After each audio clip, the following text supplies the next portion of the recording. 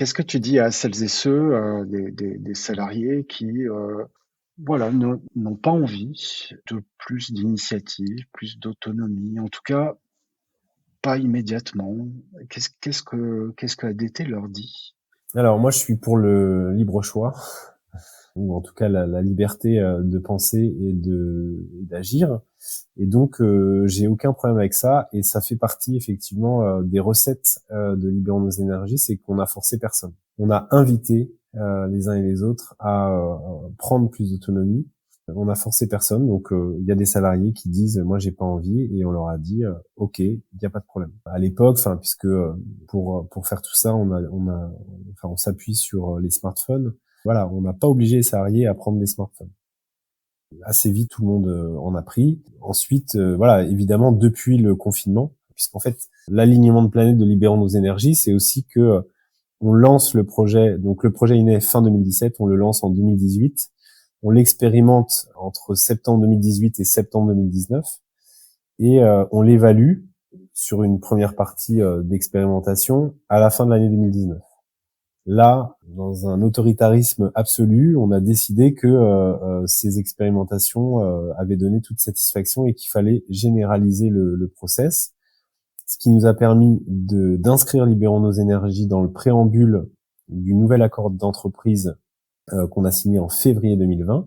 Et donc, dès janvier 2020, de dire Libérons nos énergies, c'est le fonctionnement pour tout le monde, co-construction des plannings, diversification des missions, pouvoir d'agir. En sachant que effectivement, à ce moment-là, voilà, il y a certains salariés qui se disaient mais de quoi on parle, voilà, pas tout compris. Voilà. Co-construction des plannings normalement un peu quand même, hein, mais voilà. Et du coup arrive le confinement, crash test grandeur nature. Forcément, on a mieux vécu le confinement qu'un certain nombre de collègues qui avaient des soucis d'être au siège pour imprimer des plannings, les distribuer, enfin, etc., etc. Nous, on n'a pas du tout, notre siège a été fermé, voilà, ce qui nous a pas empêché d'être très en lien avec les salariés et très proches d'eux, notamment pour aller distribuer les masques, par exemple. Du coup, à la sortie du confinement, bah, c'est vrai que voilà, il y avait plus de sujets sur j'ai pas envie de prendre de l'autonomie, puisque de toute façon, ils en avaient pris pendant cette période. Et en tout cas, aujourd'hui, libérons nos énergies, c'est chacun à son rythme.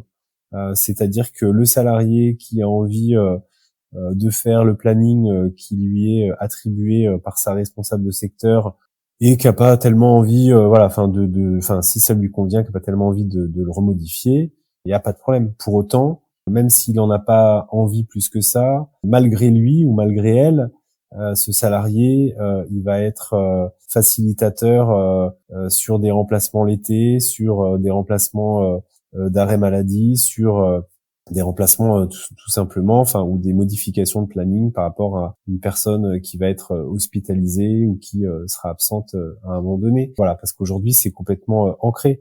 Aujourd'hui, quand on reçoit des sorties d'hospitalisation, on les reçoit au siège et on les envoie directement aux salariés en leur disant qui peut intervenir à tel endroit du département. Donc évidemment, on l'envoie aux salariés qui sont concernés et ça répond tout de suite, dont, à mon sens, des salariés qui sont capables de nous dire que eux, ils ont pas trop, enfin voilà, que Libérons nos énergies, ça leur parle pas plus que ça, et qu'ils ont pas plus envie que ça de prendre de l'autonomie. C'est-à-dire que, à mon sens, aujourd'hui, le niveau d'autonomie des salariés à ADT est, d'une manière générale, assez fort, et un certain nombre de salariés ne mesurent pas, par humilité ou par, j'en sais rien, enfin, ne mesurent pas que, en fait, ils sont finalement très autonomes dans leur fonctionnement comparé à d'autres associations ou à d'autres structures.